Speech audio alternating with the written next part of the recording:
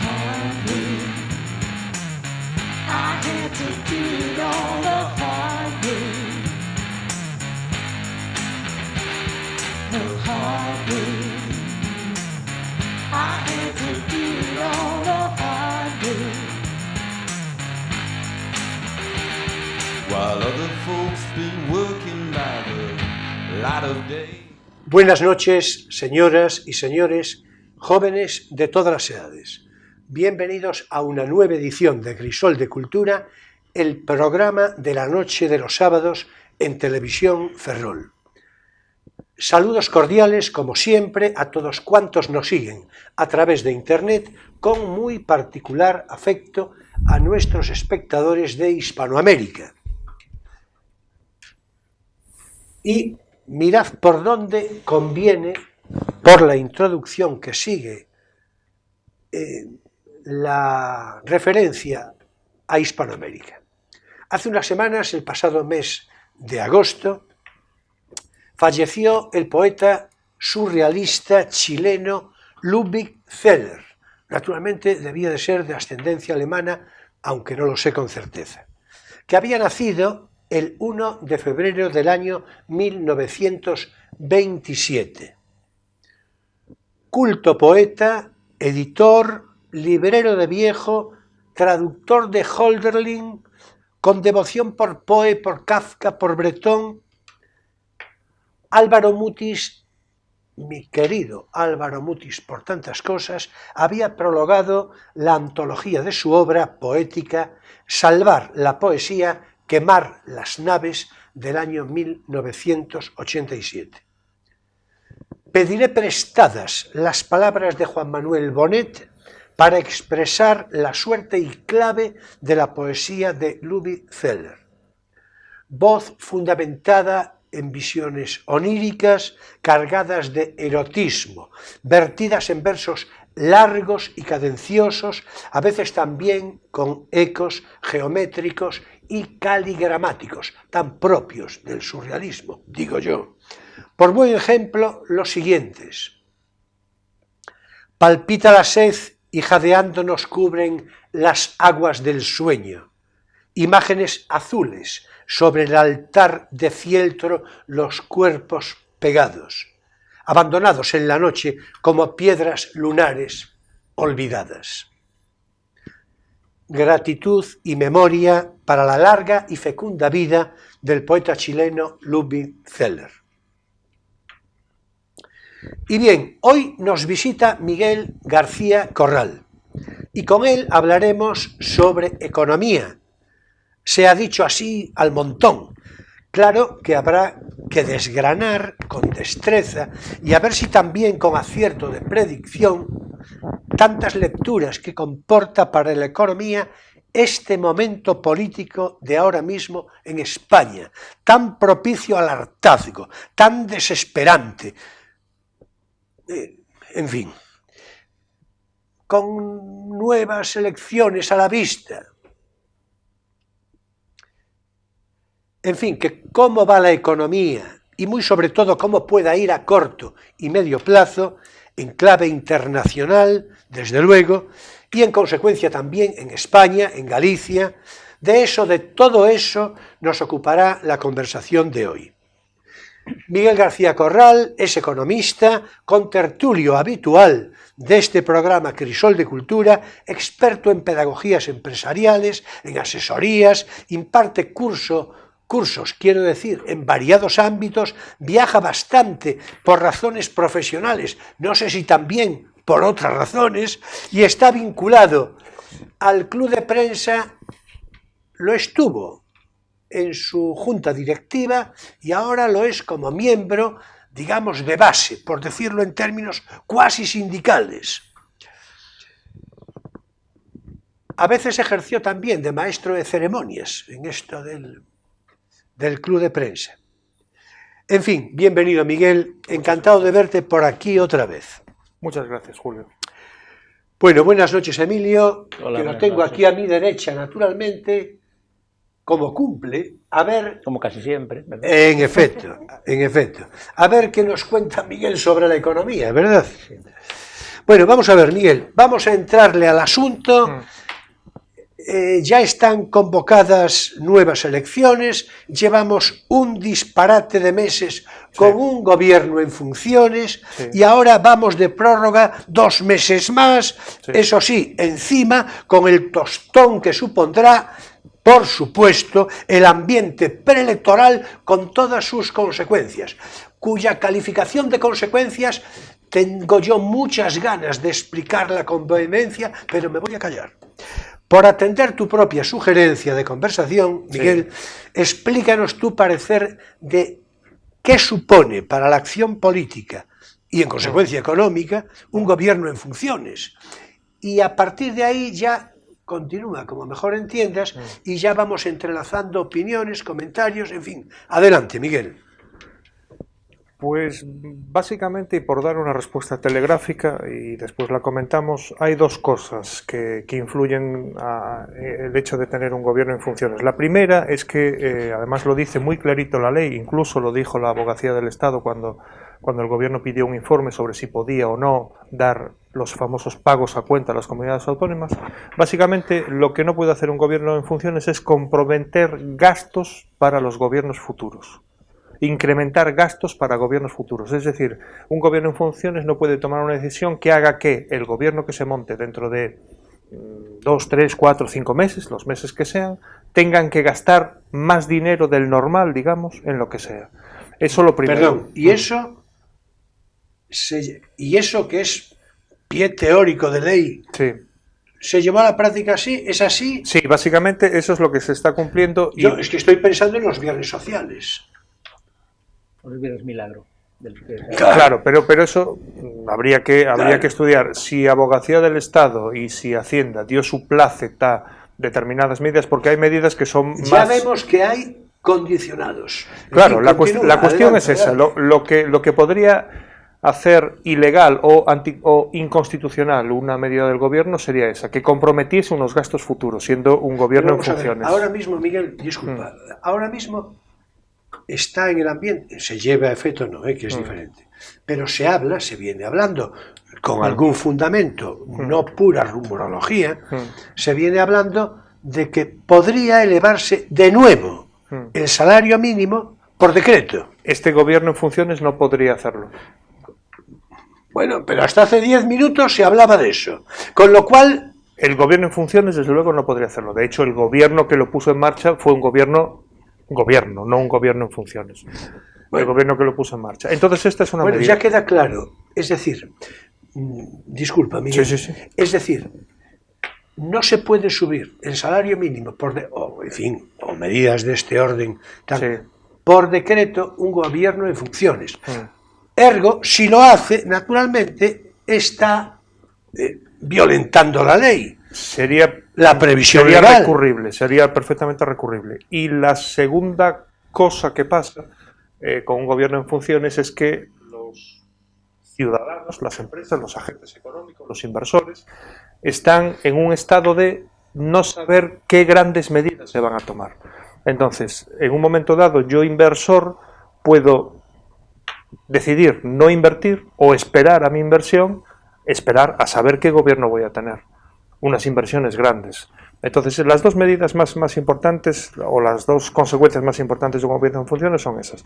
La primera, que no puede hacer un gasto que comprometa a un gobierno futuro, y la segunda, que todos los demás estamos esperando a ver qué va a pasar con el gobierno y puede haber decisiones que no tomemos en función de eso. Si me preguntas por ejemplos en el resto de Europa, prácticamente la situación que tenemos nosotros es no imposible, pero es poco habitual. Hay un ejemplo, no sé si os recordáis, Bélgica estuvo un año y algo sin gobierno en funciones, que aquello era casi un chiste. Es verdad que el gobierno belga es distinto del nuestro, hay muchos gobiernos regionales. Es Bélgica, directamente. Por supuesto, y Bruselas, ¿no? Además tenemos familia allí que nos acogieron muy bien hace un tiempo.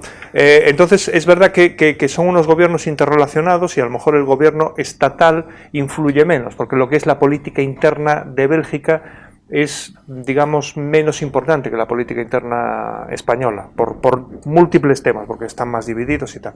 Pero un caso como el español si al final, el martes lo tendremos la confirmación ya estrictamente oficial, de tener 4 elecciones generales en 4 años, desde luego no. 4 elecciones generales en 4 años nos habla, aquí deberíamos de diferenciar, podemos hacerlo más tarde, entre culpa y responsabilidad de los distintos actores y de los distintos gobernantes, pero sí que 4 elecciones en 4 años no hablan nada bien de nuestros actuales dirigentes del gobierno, porque obviamente no se ponen de acuerdo los máximos dirigentes de los partidos políticos. No, bueno, y además el asunto es que esa exhibición impúdica de aquí tenemos a la democracia funcionando, vamos a las elecciones. No, mira, verás, lo que quiero es que gobiernes, es decir, no que me convoques a elecciones, quiero que gobiernes. Si sabes que sabes poco, entonces, en fin, quiero no que convoques elecciones, sino que gobiernes. El caso de Bélgica al que aludía como rareza, lo decía como concepto de Centro Europa, los Países Bajos, ¿no? Es decir, Bélgica, Holanda, Luxemburgo, eso, en el que Luxemburgo es lo que es, en fin. Es decir, Holanda tiene ya una entidad un poco más históricamente, y Bélgica es como nada con sifón, vamos, dicho con todo cariño, naturalmente, vamos, con todo cariño, para Bélgica en su entidad geográfica, pero históricamente es así, es como nada con sifón, ¿no? Es decir, bueno, ¿no? Habría que verse allí, ¿no? Obviamente, pero sí que es un país peculiar, dividido, además, tiene 2 zonas muy marcadas, muy diferentes, la costa es muy diferente del interior. Bueno, es un país me parece con sus cosas. No está demasiado de acuerdo Emilio, porque estuvo en Bruselas hace poco y dijo él, ¿y entonces qué pasa? No estuve yo en Bélgica. Sí, lo que pasa es que mi estancia fue muy superficial, fue prácticamente una excursión y entonces ves la Bélgica para los turistas, ves Bruselas, el centro histórico, lo monumental, tal, pero no llegas a tratar con la gente ni llegas a hablar nunca de nada realmente. Nuestra experiencia... De hecho, el que recojan, el que acojan, mejor decir, el gobierno de Europa, que es una especie de fantasma, es una cosa, en fin, todavía por verdad, pues ya, yo creo que ya define y significa definitivamente lo que es eso, ¿no? A eso me refería. Sí, nosotros tuvimos una experiencia un poco especial porque cuando llegamos a Bruselas el día antes de los atentados. Entonces al final estuvimos 8 días y vivimos un poco el shock, ¿no? Entonces yo me acostumbro a decir que cuando sucede algo, cuando conoces a una persona y esa persona pues le pasa algo muy fuerte, o una organización, cuando esa organización recibe un golpe fuerte, es cuando realmente conoces un poco más cómo es esa persona o cómo es esa organización, o en este caso cómo es este país, ¿no? Entonces el atentado puso sobre la mesa una serie de cosas de cómo funciona Bruselas, de cómo funciona Bélgica, muchas positivas, algunas un poco de desconexión entre entidades, pero bueno, fue una experiencia. Pero bueno, al hilo de eso, decir que el ejemplo más potente en Europa que tuvimos fue eso, un montón de meses de gobiernos en funciones, porque no se ponían de acuerdo. La alusión a Bélgica realmente era eso, que no es lo que nos ocupa, no tiene más, exactamente. Bueno, muy bien, ¿le quieres entrar tú por ahí a...? No, por ahora no. A ver cómo sigue la cosa. Por ahora, muy bien, muy bien. Un espectador privilegiado. Vamos a ver. Tú sigue por donde quieras, por donde te parezca. Y tú pregunta por dónde estimes. Sí, yo te puedo decir un dato de relevancia, y ya veremos con qué entidad, ¿no? El gobierno, naturalmente en funciones. Por eso pensaba en lo que voy a decir ahora cuando me citabas lo de la ley, lo de que no puede tomar medidas. Sí. El gobierno en funciones al mes de junio pasado situó en 2.245 millones de euros el déficit del Estado, todo lo cual resultó como factores intervinientes la subida salarial de los funcionarios en su momento y las diferentes decisiones adoptadas en los llamados precisamente viernes sociales, Sí. a los que ya me refería hace un rato. Sí. Bueno, si eso provoca una situación deficitaria, que en este caso se calcula en 2.245 millones de euros, Sí. que no es precisamente un grano de anís, Sí. hombre, pues yo creo que sí que se está hipotecando el Estado. Pero esas medidas, todas ellas fueron tomadas, y los viernes sociales fueron tomados antes de las elecciones. Sí, bueno, pero la consecuencia de... Sí, claro, sí. Entonces, pero... con un gobierno no en funciones, sino un gobierno... Con un gobierno Sí, funcionando. Entonces, claro, el gobierno en funciones tiene Sí, que hacer no. frente a Es todas que, las sí, anteriores. a ver, es que creo que lo orienté mal.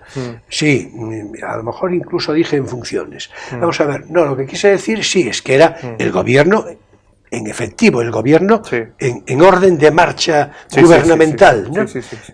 Pero que había provocado un déficit de 2.245 millones por estos motivos. Sí. Claro, es decir, lo digo porque esto es así, te pregunto, esto es así, tiene esa repercusión, es normal, yo digo que no es un grano de anís y a lo mejor me dices tú, pero ¿cómo que no? Hombre, es un grano de anís. Hombre, dentro En del fin, tú billón- verás. Dentro del billón de euros que debemos es lo que es. A ver, como no conozco exactamente las cifras que me dices, si pienso en las Bueno, medidas son cifras, digamos, de... tomadas, sí, coger Sí, las claro, medidas X claro. y sumadas esas. Claro. Opinión personal. Habría que ir cosa por cosa. Por ejemplo, el incremento del salario de los funcionarios, que por cierto, a lo mejor se modifica si se sigue estrictamente la norma que se puso en marcha, porque el gobierno tomó la decisión de subir el salario de los funcionarios entre un 2 y un 2 y algo, y ese algo dependía de la marcha de la economía y de la marcha del crecimiento de la economía, lo cual no me parece mal. Es decir, a más crecimiento podemos, digamos, ser un poquito más expansivos. A mí no me parece mal. Es cierto que el sector de los funcionarios, y aquí tenemos un ejemplo, desde el 2009 sufrió una pérdida de poder adquisitivo muy fuerte. Y ya en el gobierno anterior se empezaba a dar un poquito de aire, porque es cierto que los dineros que ganaban los funcionarios, desde una bajada del 7% de media al inicio de esta década y después la congelación de los salarios y después unos incrementos mínimos, la verdad es que en principio tocaba. Se puede discutir más o menos si ese era un incremento lógico o no, que probablemente se come gran parte de esa cantidad que acabas de mencionar. Y hay una parte, lo digo porque mirando las cifras sabéis que el Banco de España, las autoridades económicas, le han dado un pequeño mordisco al crecimiento del año pasado. Se había estimado el crecimiento dos o tres décimas más, ahora mismo no recuerdo, lo siento, más de lo que realmente se fue. Las personas que nos siguen, probablemente la mayoría lo sepan, si no lo explicamos, lo que se hace en economía para saber cuánto ha crecido un país, una región, lo que sea, se toman datos estadísticos. Obviamente no se cogen todas las cuentas de todas las familias, se toman datos estadísticos. Entonces, cuando acaba el año se dice, pues hemos crecido tanto, pero después, meses después, cuando las cuentas ya están perfectamente hechas, cuando ya hemos cobrado el IVA, hemos cobrado el IRPF, ya se han hecho todas las cuentas, ahí se hacen ajustes. El ajuste este año con respecto a la economía del año pasado fue más alto de lo normal. Y eso provoca que justo quedaba en el límite y la parte variable del sueldo de los funcionarios, si se sigue estrictamente la norma, puede que el incremento del salario de los funcionarios sea un 0,25 menos, porque se ha crecido un poco menos de lo que se pensaba, entonces por ahí podría bajar. Bueno, vamos a ver, yo no sé qué quiera... A mí me parece muy bien que se le suba el sueldo a la gente, es decir, porque no puede... Yo estoy hablando en términos críticos de qué se hace con el dinero, porque a veces... Porque, vamos a ver, vamos a recordar otra vez la frasecita de Carmen Calvo, lo siento, chica. Por cierto, tú dirías bonita. ya hizo... Ella, Iria Sí, Bonita. sí, se refirió a una chica y dijo, bonita, le dijo. Entonces, bueno, Bueno, yo... tiene una edad para yo poder me voy- referirse claro, así a otros justamente. más jóvenes. Bueno, en todo caso, dijo aquello, ¿verdad, Carmen?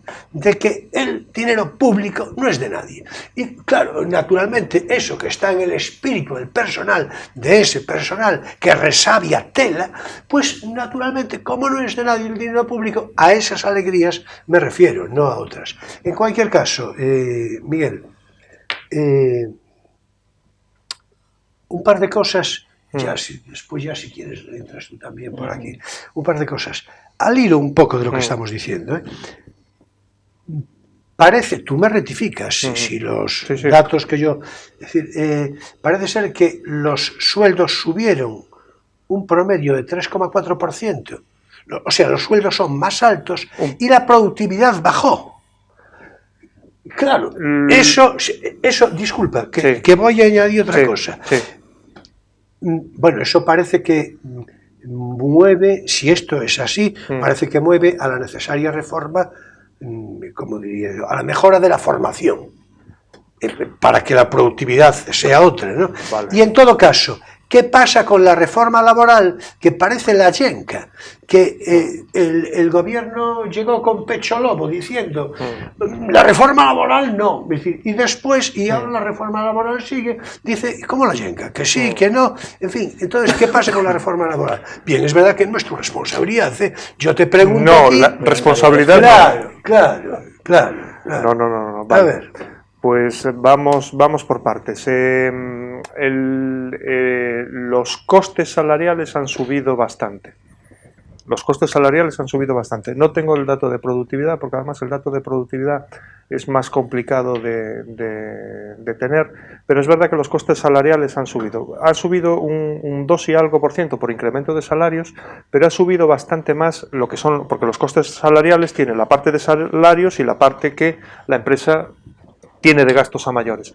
Pero esa parte hay que tenerla en cuenta por dónde ha subido. Ha subido porque al subir el salario mínimo interprofesional a los 900 euros, la cotización, las cotizaciones sociales subieron también, es decir, ahora el mínimo por el que se cotiza son 900 euros, y también porque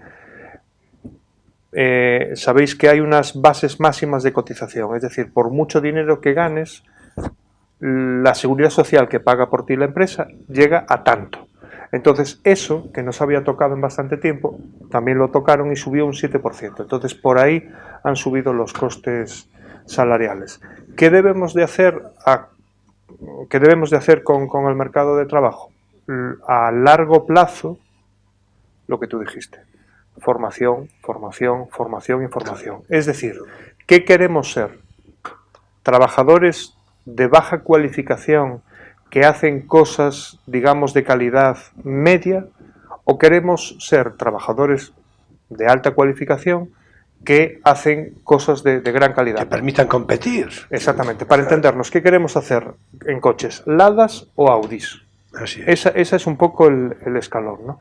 Y necesitamos mejorar mucho la formación, no necesariamente más universidades o más tal. De hecho, lo comento muchas veces, en España tenemos un 20 y muchos % de universitarios y en Alemania no llegan al 20%. Los alumnos en la misma edad universitarios. Sin embargo, en Alemania tienen una formación profesional mejor que la nuestra. La nuestra está empezando a mejorar, la FP Dual, y creo que ya no es la primera vez que lo digo.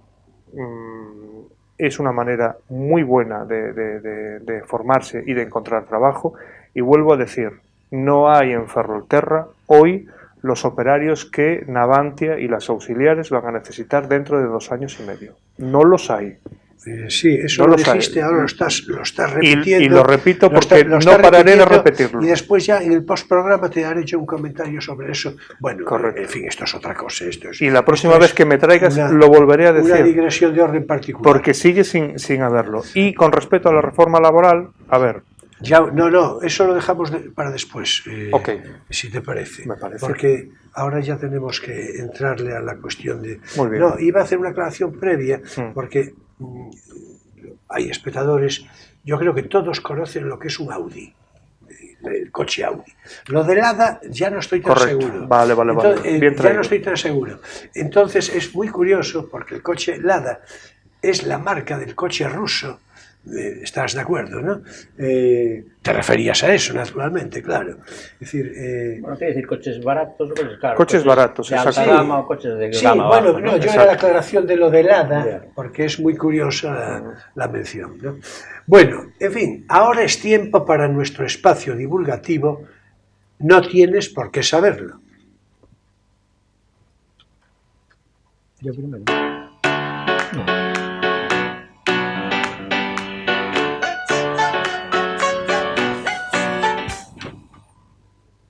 Bien, y hoy, naturalmente, vamos a transitar, como tantas otras últimas veces, por la recomendación de lectura. Le voy a decir a Emilio que empiece, que yo después tengo, en fin, voy a recomendar otro libro de una cierta curiosidad. Le voy a dedicar yo al mío, acaso, algo más de tiempo, porque quiero comentar algo que resulta históricamente memorable. Adelante. Bueno, Emilio. mi libro es un libro de entretenimiento, digamos, dentro de la novela policíaca que me gusta a mí, dentro del subgénero de novela de enigma, así la novela policíaca clásica, ¿no? De tipo Stanley Gardner, tipo Ellery Quinn, tipo Agatha Christie. Tengo que recuperar a Ellery Sí. Quinn, hace mucho tiempo que no. Pues este es un, bueno, es un señor de ahora, es un argentino, aunque ahora vive en Montevideo, porque últimamente me da por los argentinos, ¿no? Como el de la semana pasada. Entonces este es un argentino que se hizo famoso en España, más que por sus novelas, porque una de sus novelas, la primera de esta serie, digamos, fue llevada a la pantalla. Se hizo una película, Los crímenes de Oxford. Es ese. Sí, la novela se llamaba Los crímenes imperceptibles o algo así. Pero luego, como la película tuvo éxito, pues ahora ya lo reeditan como Los crímenes de Oxford y yo ya he olvidado el título original. Y esta es como la segunda de la serie porque es el mismo protagonista. Es un matemático que está en Oxford porque este Martínez, bueno, Guillermo Martínez, estudió matemáticas y estuvo 2 años en Oxford. De hecho, es un matemático, pues eso, de formación, y se le nota mucho cuando escribe. Entonces, ya la primera novela esta, no la primera novela suya, sino la primera novela de la serie esta, se notaba mucho, había muchas cosas matemáticas por el medio, y aquí también. En esta, los crímenes de Alicia se refieren a la Alicia de Lewis Carroll, porque todo tiene que ver con las fotos que en su, digamos, afición a las niñas fotografiadas, pues cultivó Lewis Carroll, que como todo el mundo sabe, pues hizo como 1000 o 1500 fotos de esto, incluidas las fotos de Alicia Liddell, la familia que era amiga suya, que fotografió tantas veces a ella y a su hermana Ina, y que inspiraron a Alicia en el País de las Maravillas, por eso se llama Alicia en el País de las Maravillas y Alicia a través del espejo, así, por la Alicia Liddell esta. Entonces aquí, pues están en Oxford, siguen en Oxford y tal, en el mismo ambiente que en la otra novela, el personaje protagonista es el mismo y tienen que investigar unos crímenes que tienen relación con unas nuevas fotos que aparecen y con la discusión de si, en fin, realmente Carroll era un pervertido o era un victoriano inocente. Es muy interesante la novela, sale una asociación de carrolianos, o como se pueda decir, ¿no? de fanáticos de esto. Y la novela está muy bien llevada, muy organizada, muy bien documentada, porque, claro, ahí hay que saber de quién hablas, porque es un personaje real, el Carroll.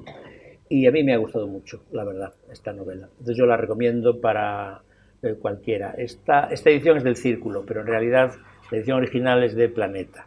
O sea, y fíjate, pues esto es del 2009, o sea que tiene que estar totalmente accesible. Y está bien escrita y es bastante absorbente y yo creo que le puede gustar a todo el mundo. Tiene bastante de matemático por debajo, porque ahí sale, pues en fin, los trabajos que ha hecho el autor sobre Gödel, que de hecho está publicado, el libro Gödel para todos se llama, y sale, en fin, sus conocimientos, pero no estorba la trama. Es una especie como de subtrama para el que le gusten estas cosas o para el que tenga conocimientos de filosofía o de matemática o de lógica, pero la trama principal es muy legible y muy interesante. A mí me pareció una novela fabulosa para la transición entre el final del verano y el principio de la vuelta al trabajo.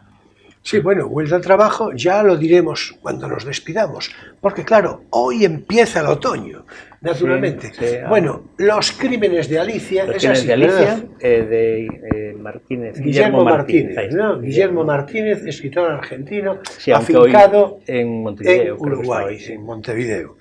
Bueno, por cierto, Y tiene más cosas, ¿eh? Tiene una novela, por cierto, que se llama Yo también tuve una novia bisexual, que no forma parte de esta serie, novelas policíacas o de intriga, pero que quizá valga la pena. Yo lo tengo ahí en la reserva. A ver si... bueno, no vamos a complicar mucho las cosas, porque si no, en fin.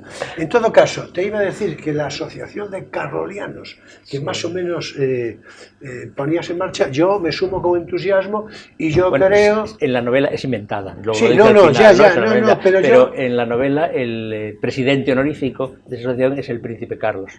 Sí, en cualquier caso, la asociación de carrolianos va haciendo falta porque no creo que a Luis Carroll no esté a punto de caerle los anatemas Sí, sabe Dios, de... claro. Ojo, De por todas maneras, supuesto, tenemos por la suerte de supuesto. contar con la traducción de la edición Por anotada, supuesto, de la por Alicia anotada de supuesto. Martin Garner, que es un matemático profesional y además un divulgador, y ha hecho una edición anotada de Alicia Ya que me es tarda que buenísima. no se haya visto la perversión de Luis Carroll. Bueno, en fin. aquí no queda la cosa clara, claro. No, Que, claro, por supuesto, por pero supuesto. Como tiene que ser, como tiene que ser. Y como de hecho fue, tiene que ser. Porque Claro, entonces, la edad victoriana fue muy todo ambigua, masticadito, no, todo masticadito, no. Sí, sí. ¿Entiendes? Que después las digestiones, en fin. Bueno, pues, Bueno, vamos a ver, voy yo ahora a hablar del libro que traigo.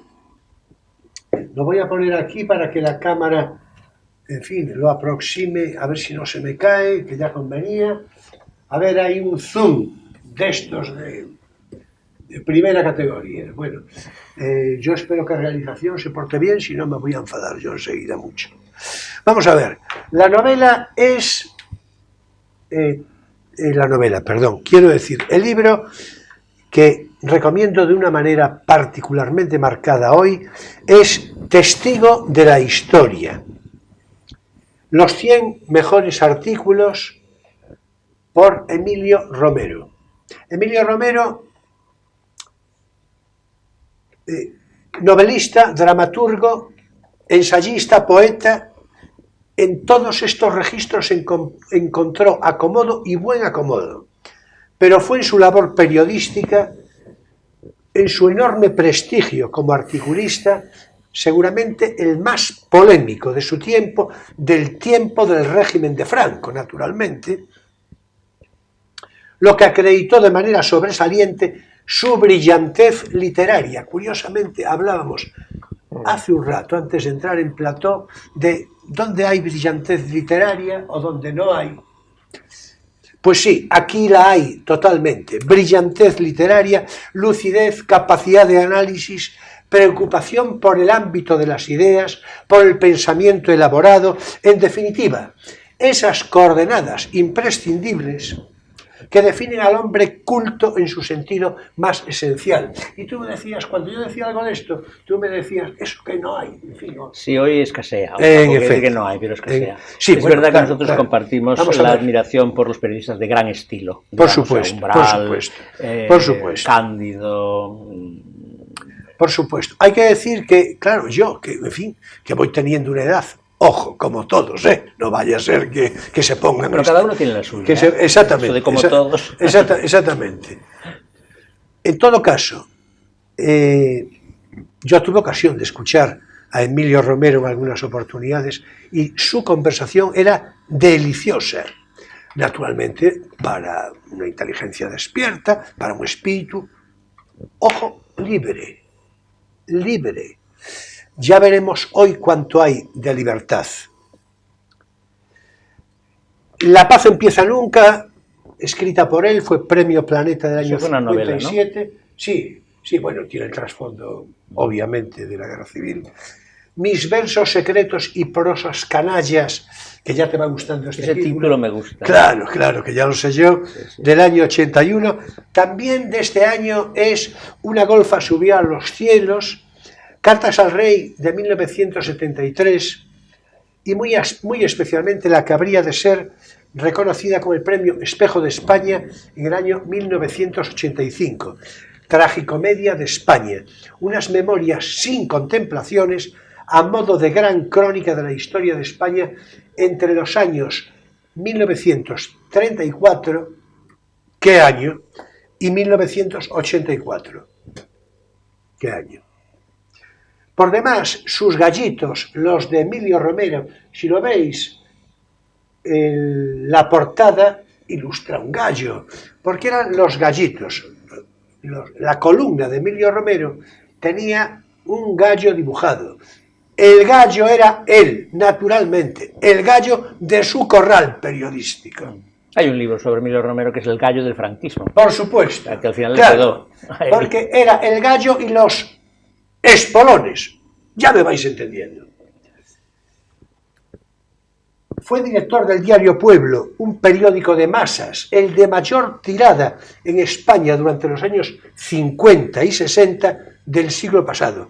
El periódico oficial de los sindicatos del régimen. Su columna, digo, sus gallitos, su escritura magnífica, sus comentarios, muchas veces demoledores, tenían una enorme influencia social y política. Y yo puedo decir aquí, con conocimiento de causa, no directa, pero sí indirecta, en la memoria, que Franco, el general Franco, siempre tenía noticia de qué decía Romero, como él le llamaba. Bien, testigo de la historia, los 100 mejores artículos, este libro que recomiendo muy especialmente, es una selección muy interesante de artículos escritos por el autor, claro, por Emilio Romero, en periodos diferentes, a saber, en la época del régimen del general Franco, en la conocida como transición política hacia la democracia y ya los propios años 80 del pasado siglo. La verdad es que la actualidad política de este momento, lo que estamos comentando más o menos ahora, con una renovada oferta de elecciones a la vista y con una sensación social de mayor hartazgo creciente, la verdad, no está nada mal acercarse a la crónica periodística de otro tiempo bien reciente y dejarse llevar por una inteligencia luminosa, la de Emilio Romero, a ratos ácida, irónica, siempre lúcida y que además escribe muy bien, con un estilo personal, periodístico, muy singular, muy reconocible. Un estilo enteramente literario, que para sí quisieran hoy tantos y tantos gremialistas de nómina pringosa a cuenta de lo que diga el señorito, o sea, la ideología dominante del bruñidito barrio Sésamo, que no sé ya sino decir barrio Séxamo, así con X, que al fin todos son una incógnita, también en eso. Bueno, voy a citar algunos títulos de los artículos que contiene este testigo de la historia. Y voy a narrar el primero, porque esto hay que decirlo, no a leerlo íntegro, pero la conferencia de Dalí, en donde escribe por buen ejemplo lo siguiente. Dalí pronunció una breve, valiosa y españolísima conferencia. Se metió en el bolsillo a tirios y troyanos. Recabó para España todo, pero no caprichosamente, no por patriotismo ciego. Sacó, por ejemplo, el cubismo de Francia, de los orígenes de Cézanne o de Derain, para ponerlo en las manos del castellano y tristemente poco conocido Juan Gris, y del malagueño Pablo Ruiz Picasso, pero tampoco para imputárselo todo, sino para extraer sus orígenes de un repertorio español de arte hispano-arábigo. El hombre más sonriente durante todo el acto de la conferencia de Dalí, desde su prólogo terrible hasta su fácil y entusiasta desenlace, fue Jesús Suevos. Hay que decir, digo yo, que Jesús Suevos era ferrolano, periodista, escritor, falangista de primera hora, magnífico escritor, también. Estaba allí y era el que más sonreía, a saber por qué. El hombre más serio, más fríamente embarado, escribe Emilio Romero, fue el duque de Alba, Luis Martínez de Irujo y Artázcoz.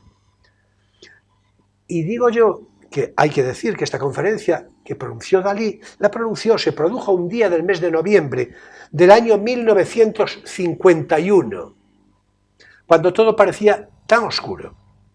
en el Teatro María Guerrero de Madrid, concitando el mayor auditorio de conferencias que se conoce seguramente hasta la misma fecha de hoy, de ahora mismo. Las puertas hubo que cerrarlas por orden expresa de la autoridad, y la impresión que se percibía dentro, entre los que habían conseguido entrar, era que aquello podría hundirse de un momento a otro. Vamos, lo nunca visto. Literalmente lo nunca visto. Hasta hoy. Conviene de verdad leer a Emilio Romero en este testigo de la historia, y acaso haya muchos que puedan descubrir en estas páginas otra realidad naturalmente cierta y veraz, diferente de lo que la papilla de la propaganda ideológica determina cada día que fue o que no fue aquel periodo histórico. Otros artículos siempre interesantísimos los dedica a, por ejemplo, Sarita, obviamente Sara Montiel, San Juan en Estoril, Charlotte. Hablamos claro, interesantísimo. Perdona, ¿San Juan o Don Juan? San Juan, pero es lógico que digas esto, porque él aprovecha la circunstancia para entreverar el Don Juan obvio, el que tú decías, en Estoril, en el obvio Estoril, pero es que se habían reunido con ocasión del santo de Don Juan. Entonces, en vez de decir él, Don Juan, dijo San Juan. Ahí tenemos a Emilio Romero. Sí, sí. Porque en realidad era de Don Juan del que iba a hablar. Por supuesto, por supuesto. San Juan en Estoril, hablamos claro, un artículo interesantísimo, moralizadores inmorales, tiempo de embusteros, los partidos políticos, la ideología del sentido común, dónde están metidos los intelectuales, cosas de necios y de déspotas, a Manuel Fraga, a Adolfo Suárez, carta a Arailza, Perón íntimo, a Josep Tarradellas, interesantísimo, a don Benito Pérez Galdós, carta al general Franco, bueno, de no perdérsela, al general Franco ya fallecido, los intelectuales y la situación, razón, filosofía e imaginaría de los tirantes, Franco, ¿cómo era?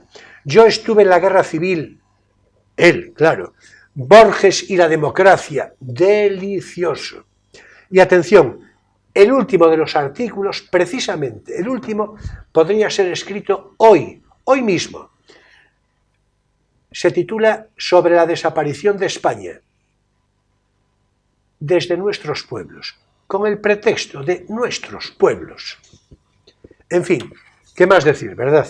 Procurad comprar y leer Testigo de la Historia de Emilio Romero. Os resultará de muy provechosa lectura. Os moverá alguna que otra reflexión y volveréis una y otra vez sobre algunos de sus artículos siempre, estoy seguro.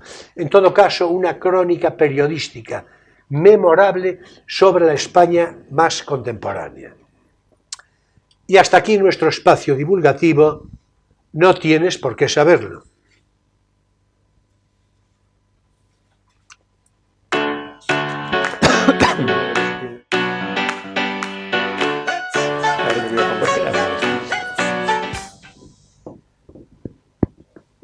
Bueno, muy bien, ya estamos de vuelta. Creo que se introdujeron algunas voces, algo así sotoboche, que me decían respectivamente Miguel y Emilio, pero en fin, ya no los dejé yo seguir, que en fin, soy un mandón yo para esto, que hay que ver.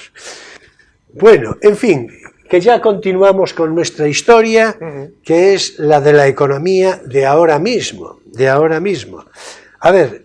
yo quería preguntar una cosa, ¿no? Ahí estamos. Parece que... Sin olvidar la reforma laboral, que nos quedó ahí pendiente. Claro, no, a eso Sobre vamos, la famosa reforma laboral se trata de la reforma, es lo que quedó pendiente. Porque la reforma es lo que está en marcha, pues lo que está funcionando, y la reforma de la reforma, lo que quedó en el limbo de... Esa reforma de la reforma iría a subir los costes laborales, como las 4 cosas que hizo mientras fue gobierno, como por ejemplo la subida del salario mínimo, etcétera, o qué orientación tendría, o hubiera tenido, o tendrá, si gana. Está por ver. Bueno, lo interesante es saber de dónde venimos. Y lo que venimos, los economistas tendemos a decir mercado de trabajo. A mí es una expresión que no me acaba de gustar.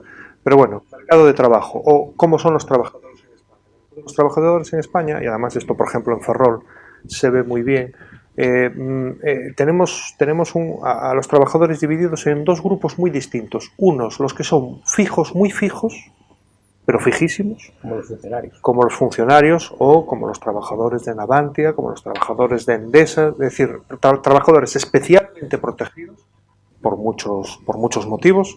Bueno, sin básicamente entrar, porque dependen porque trabajan para el Estado, directa o indirectamente, ¿no? correcto, pero los funcionarios en España están, vamos a decir, mucho más protegidos en lo que es su puesto de trabajo, con todo lo buenísimo que tiene eso y alguna cosa no tan buena, pero están especialmente más protegidos que los funcionarios en otros países. Y trabajadores de empresas semipúblicas o trabajadores de empresas que están en sectores de servicios muy importantes, como Endesa, como Navantia, como Telefónica, o ese tipo de empresas, también son trabajadores muy fijos. Y después, casi todos los demás son muy eventuales, que antes hablábamos del significado de esa palabra. Son mucho más eventuales de lo que suelen ser los trabajadores en otros países, ¿no? Entonces, primero, venimos de eso. Y segundo, la reforma laboral que se puso en marcha hace unos años, hace 6, si no recuerdo mal, 6, 7, lo que hizo fue, ante la crisis que venía y ante, entre comillas, la necesidad de darles a las empresas una salida, porque las empresas tenían unos costes complicados, desde mi punto de vista, había dos posibilidades. O facilitar el mantener a esos trabajadores. ¿Cómo se podría facilitar? Pues, por ejemplo, reduciendo las cotizaciones sociales temporalmente. Para hacerlos fijos, digamos. No, a cualquier tipo de trabajador habría, es decir, a la empresa, la cuenta de la empresa dice: yo gasto tanto en esto y tengo ingresos por aquí, por aquí, por aquí. Los trabajadores es una parte muy importante. Entonces, la reforma laboral, que necesitábamos teóricamente hacer una reforma laboral, podía dar dos tipos de respuestas. Uno, facilitar mantener a los trabajadores, o facilitar el despido. Así de sencillo. Es decir, ¿cómo aligeramos la carga de las empresas? Entonces, facilitar el mantener a los trabajadores sería, por ejemplo, reducir temporalmente las cotizaciones sociales, por ejemplo, hacer políticas de reducción de jornada laboral, que fue lo que se hizo en países de la Unión Europea, que también sufrieron la crisis. Pero con rebaja de sueldo. Con rebaja de sueldo, claro. Y proporcional. Proporcional o con subsidios del Estado, ayudando a que esa bajada de sueldo fuese menor, digamos, que la bajada de horas. ¿Qué opinaban los sindicatos de eso? Habría que preguntarles a ellos. Yo ahí no me quiero erigir como portavoz, porque probablemente habría sindicatos había sindicatos un poco más de acuerdo y otros menos. Lo que pasa es que eso era muy difícil de defender en un país donde el salario estadísticamente más habitual, no el salario medio, que el salario medio es más alto, pero el salario que tiene el grueso de los trabajadores es más bajo que la mayoría de países de la Unión Europea. Entonces, no es lo mismo reducir un salario de 1.800 euros que reducir un salario de 1.000 euros. Entonces, ahí teníamos un problema, ¿no? Pero por lo que se optó fue por lo de facilitar los despidos. Directamente cortar ese gasto. Entonces, esa es, digamos, que es la filosofía de la reforma laboral que ahora mismo está en marcha. Entonces, y eso que produce situaciones, fijaos, os pongo un ejemplo, que la reforma laboral dice que simplemente con 3 trimestres de bajada de beneficios de una empresa, entonces esa empresa se puede acoger a la reforma laboral para despedir a trabajadores, que son despidos con una indemnización muchísimo más baja que la situación anterior. Entonces, la filosofía de esa reforma laboral fue eso: facilitar el despido, e incluso en situaciones donde la empresa ni siquiera entra en pérdida, simplemente son 3 trimestres consecutivos bajando los números, bajando los beneficios, no entrando en pérdidas, bajando los beneficios, quiero recalcar eso.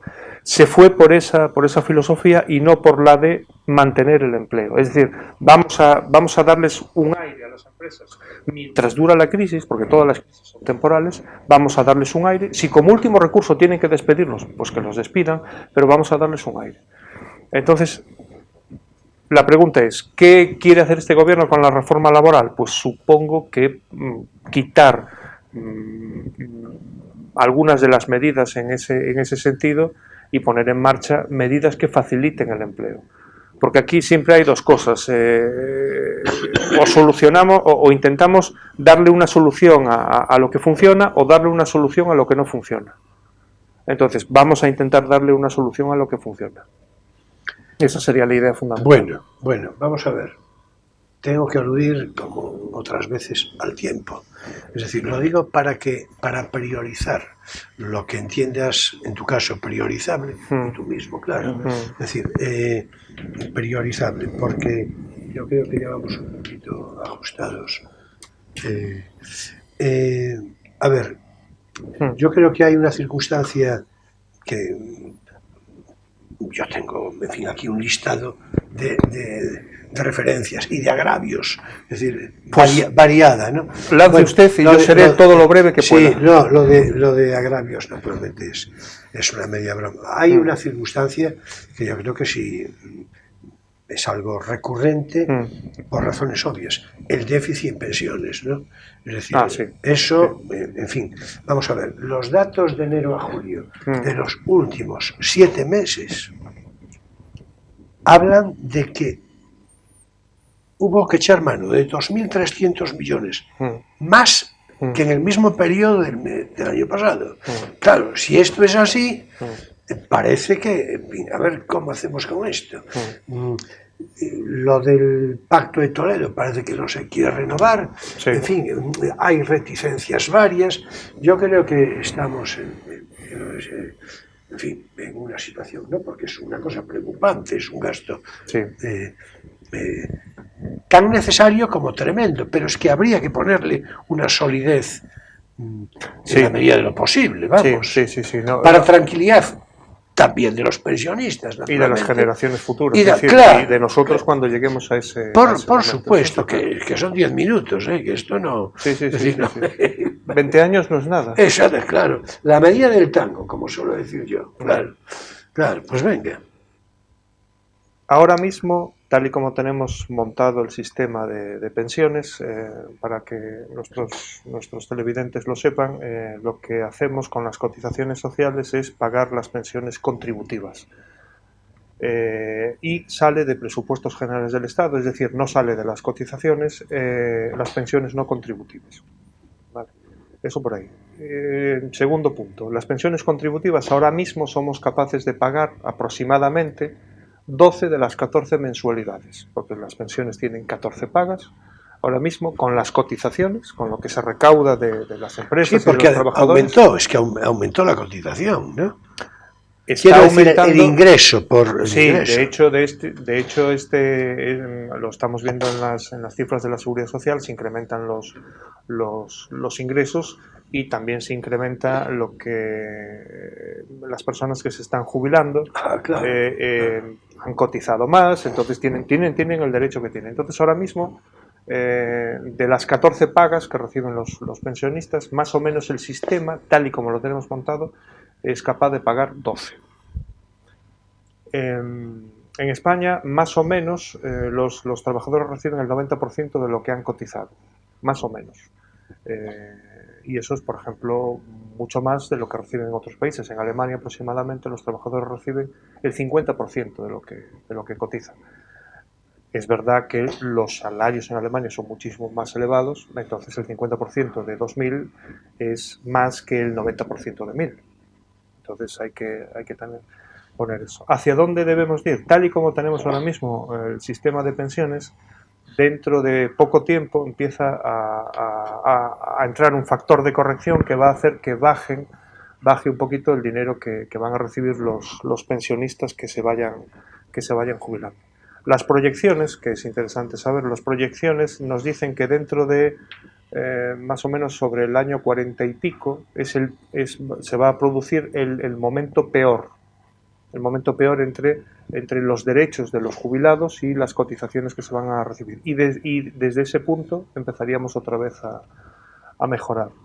Ya hemos sufrido históricamente un par de crisis del sistema de pensiones. los dos se solucionó, en uno con la incorporación de la mujer al mercado de trabajo, hubo muchas más cotizantes, muchas más personas que estaban cotizando, y en el segundo caso fue en la anterior década con la incorporación de personas no nacidas en España y cotizantes, porque se incorporaron casi 3 millones de cotizantes no nacidos en España.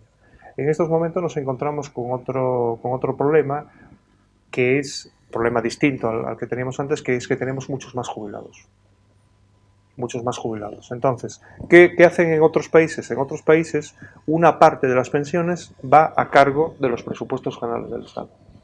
Para entendernos, Francia, por ejemplo, hace menos paseos marítimos y menos kilómetros de AVE e invierte más dinero en las pensiones públicas.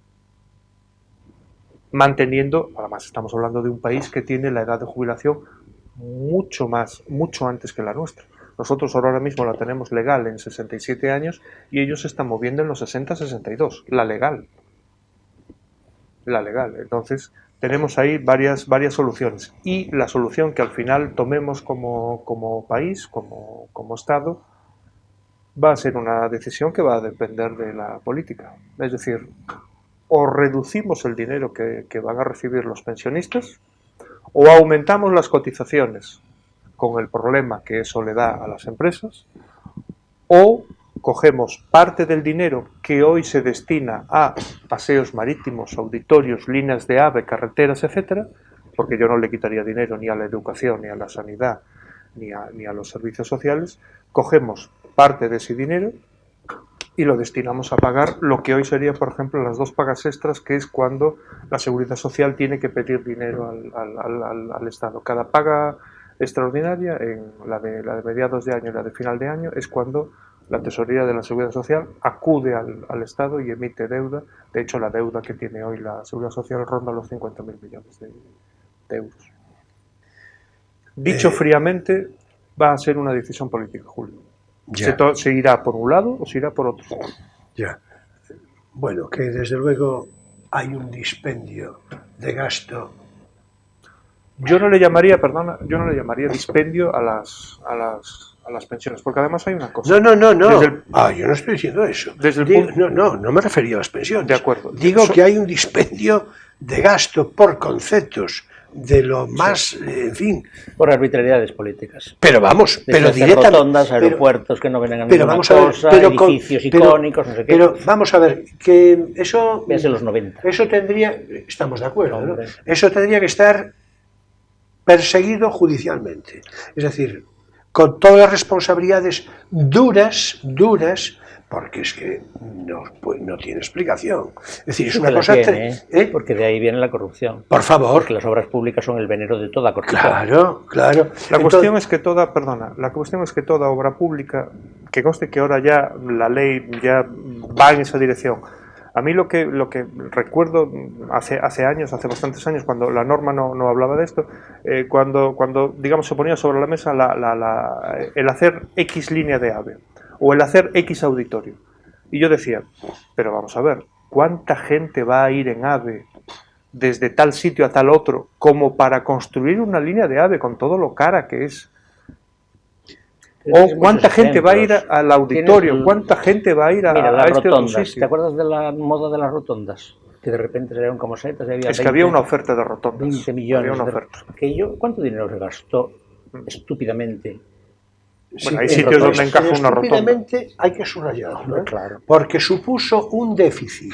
Es decir... Y ya no hablemos de los edificios que luego no han tenido uso, claro, de aeropuertos que no iban en una parte, de estaciones de no sé qué, en fin, fastuosos. Bueno, y atención, algo en lo que ya sé que tiene discrepancia importante Miguel, pero naturalmente no por eso, no lo voy a decir.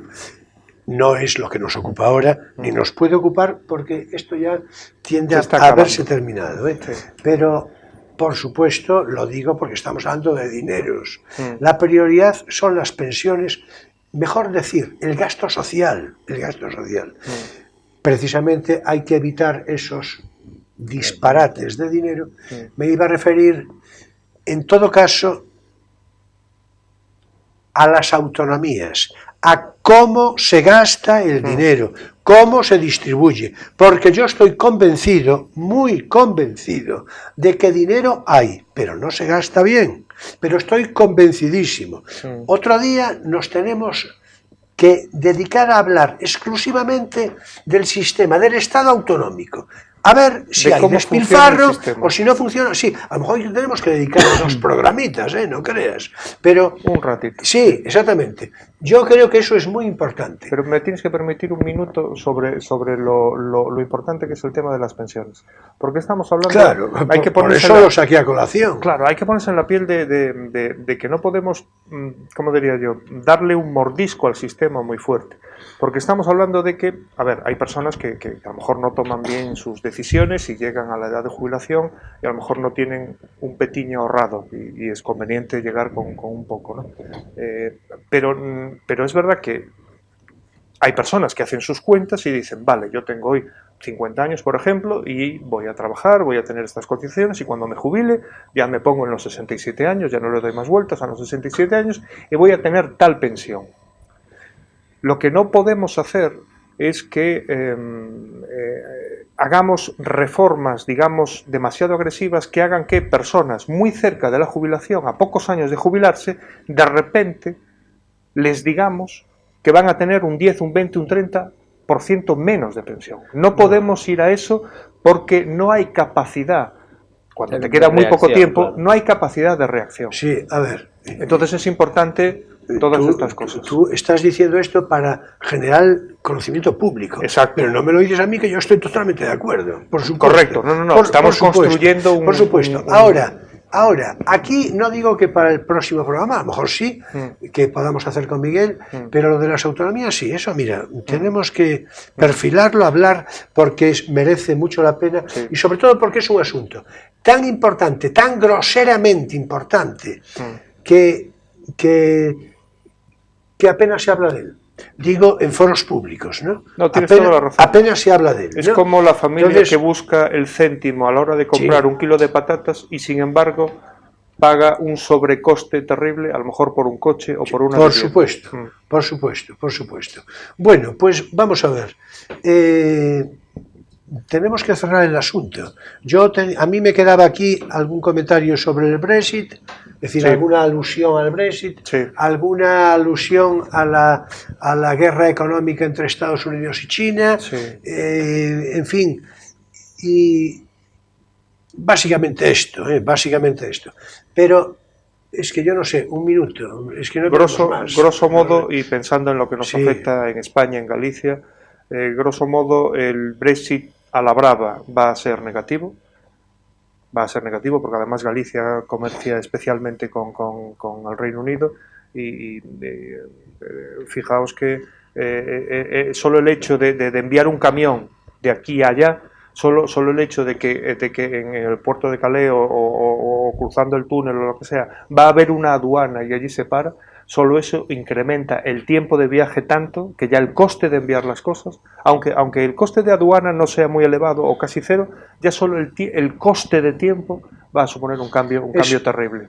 Es una metáfora interesante, es decir, plásticamente visible, ¿no? Exacto. La guerra Estados Unidos-China básicamente lo que provoca es, igual que un gobierno en funciones, la indeterminación.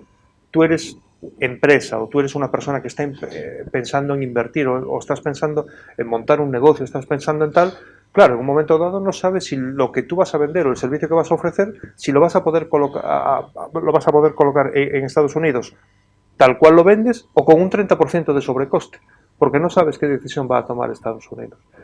Que conste que tanto del Brexit salvaje como de la guerra comercial sí que es verdad que se puede extraer alguna ventaja, pero la suma va a ser negativa. Bueno, pues nos tenemos que quedar con esta conclusión de cierto tono pesimista. Un poco pesimista. Pero además, es que la realidad es la realidad. Claro, como toda la realidad tenemos que gestionarla. Y cuanto mejor informado estemos... A mí, naturalmente, se me ocurrían algunas preguntas inmediatas sobre lo que acabas de apuntar, pero es que no tenemos oportunidad ya se nos fue la historia esta. Ahora es tiempo para nuestro espacio lírico. Poesía eres tú.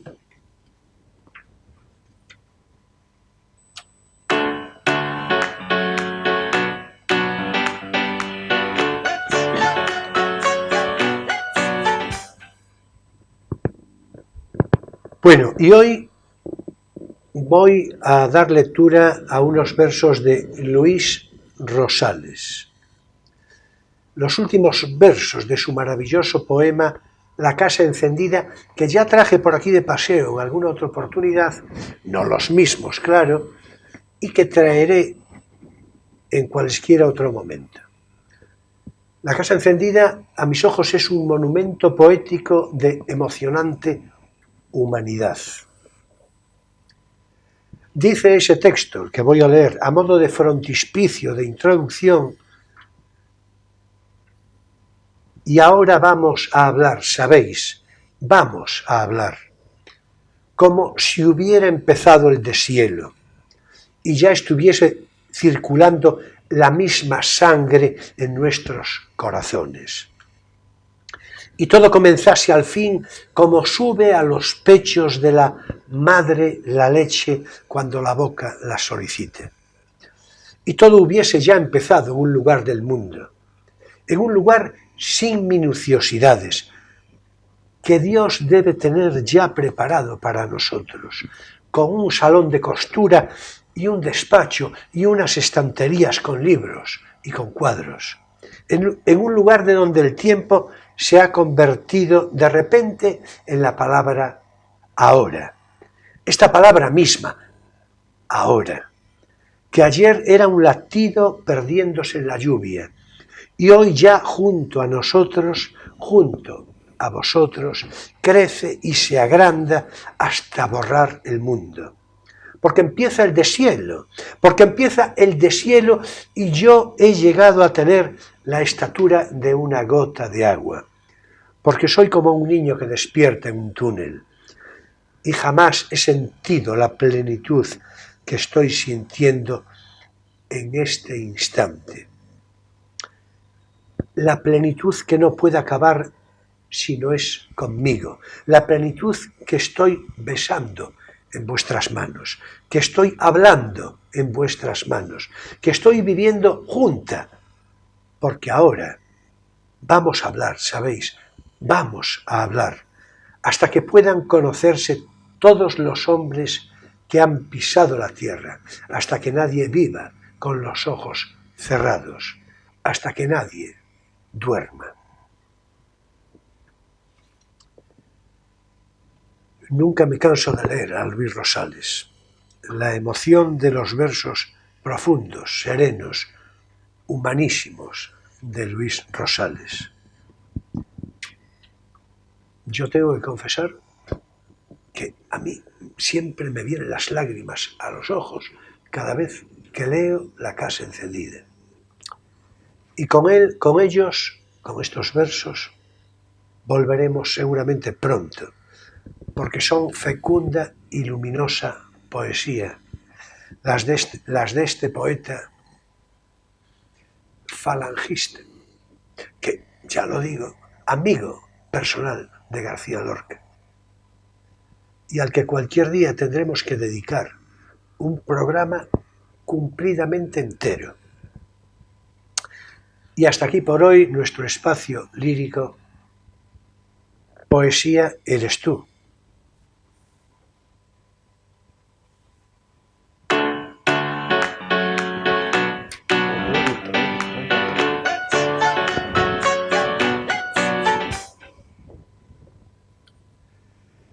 Bueno, finaliza también aquí, claro, Crisol de Cultura, en este sábado 21 de septiembre, que abre el otoño, ya lo dije, de este año 2019. Bueno, muchas gracias, Miguel, en fin, porque te has acercado otro día por aquí.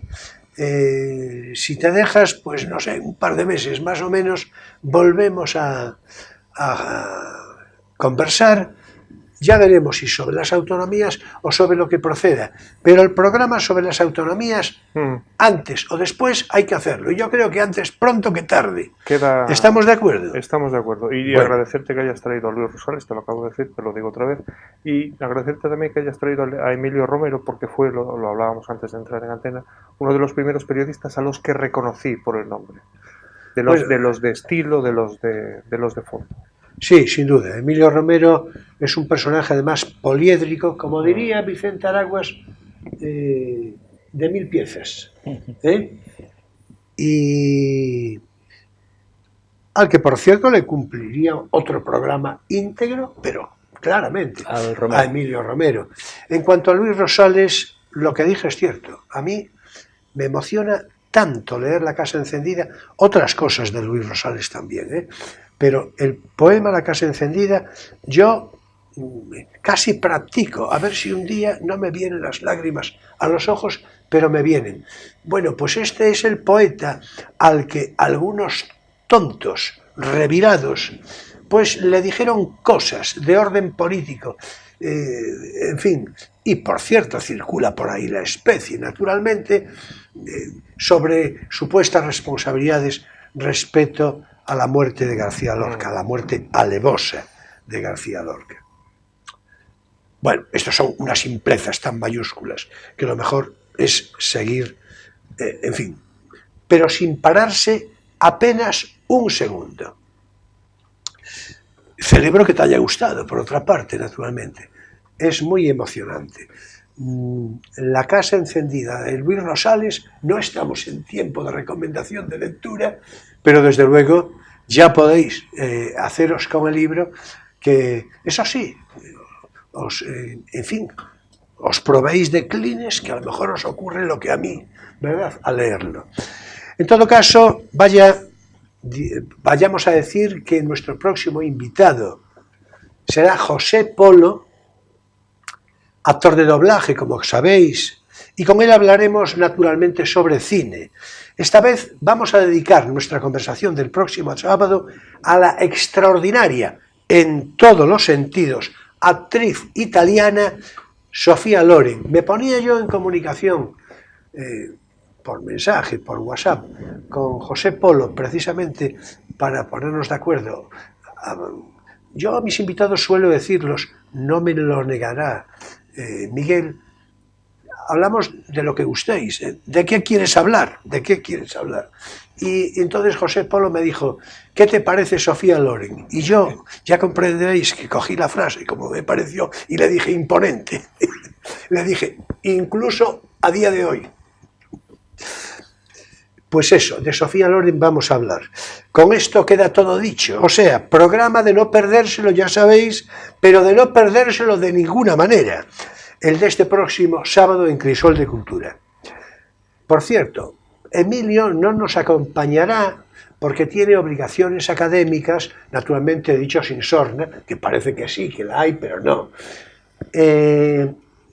A cambio, me acompañará junto con José Polo Mariano Durán, ya sabéis, profesor de química y afecto a la poesía, que ya otras veces nos hizo compañía, ¿verdad? Bien, señoras y señores jóvenes de todas las edades, mi gratitud entera y toda, como siempre, por vuestra presencia fidel de cada semana, por vuestra perseverancia, así es como se construyen, cómo se hacen las cosas y sobre todo la amistad, por vuestra actitud crítica, naturalmente por vuestra complicidad. Nos vemos el próximo sábado en Crisol de Cultura, Televisión Ferrol, a las 9:30 de la noche, con repetición el domingo, ya sabéis, entre 7:30 y 8, según ajustes de programación necesarios, y después ya, naturalmente, en YouTube para todo el ancho mundo. Se ha de recomendar el espacio, el semanario cultural de esta casa, Televisión Ferrol, Caleidoscopio, que cada viernes a las 9:30 de la noche presenta a mi compañera Natalia. Y naturalmente, si estáis viendo este programa en su emisión del sábado, sabed que seguidamente va a entrar un programa de cine en unos minutos, con emisión de una interesante película que ha de continuar a su final con un animado coloquio. En fin, nos vemos el próximo sábado en Crisol de Cultura a las 9:30 de la noche. Será como siempre un placer. Y recordad, Sofía Loren, su perfil biográfico, sus películas, más sobresalientes, su carácter de actriz notabilísima, todo el próximo sábado en Crisol de Cultura a las 9:30 de la noche.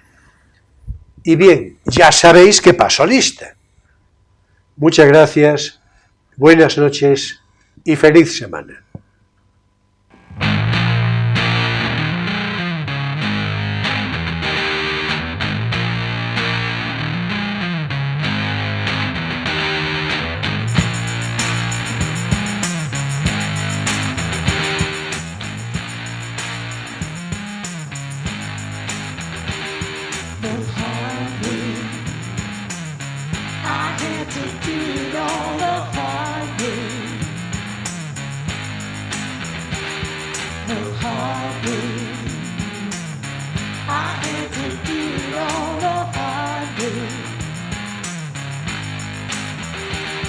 While other folks been working by the light of